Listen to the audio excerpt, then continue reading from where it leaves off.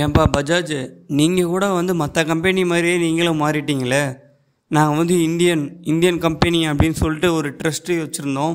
ஆனால் மற்ற கம்பெனியில் எப்படி அவங்க லான்ச் பண்ணுவாங்களோ, அந்த அப்டேட்ஸ் கொடுப்பாங்களோ, அது மாதிரி தான் நீங்களும் இப்போ கொடுக்க ஆரம்பிச்சிட்டிங்க. பட் இது வந்து ஒரு நல்ல தரமான அப்டேட்னு நான் சொல்லுவோம்.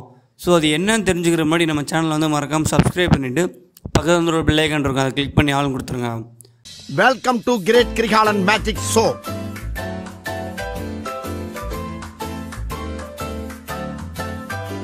உங்கள் எல்லோருக்கும் என் அன்பார்ந்த முதல் வணக்கம்.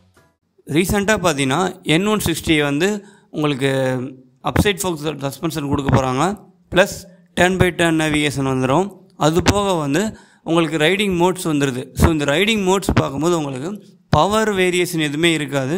பட் நம்ம நார்மலாக வந்து என்கிட்ட வந்து ஒரு ரெயின், அர்பன், ஸ்போர்ட்ஸ் இந்த மாதிரி 3 மோடு இருக்குது அப்படின்னு சொல்லிட்டு நம்ம வந்து சூஸ் பண்ணிக்கலாம்.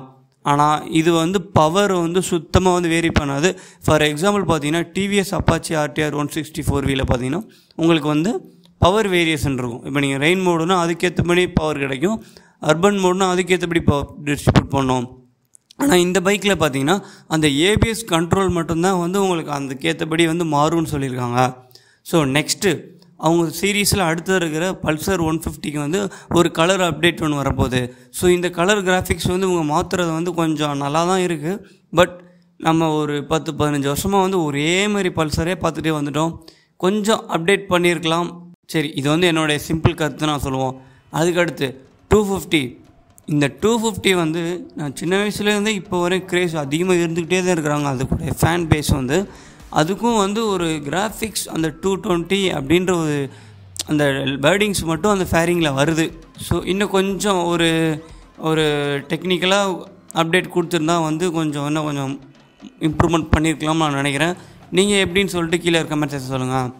ஸோ இந்த மாதிரி வந்து பஜாஜ் அப்டேட் விடுறது வந்து உங்களுக்கு ஒரு கம்ஃபர்ட்டாக இருக்கா, நீங்கள் விரும்புகிறீங்களா விரும்பலை அப்படின்னு சொல்லிட்டு அதுவும் கமெண்ட் செக்ஷன் சொல்லிடுங்க.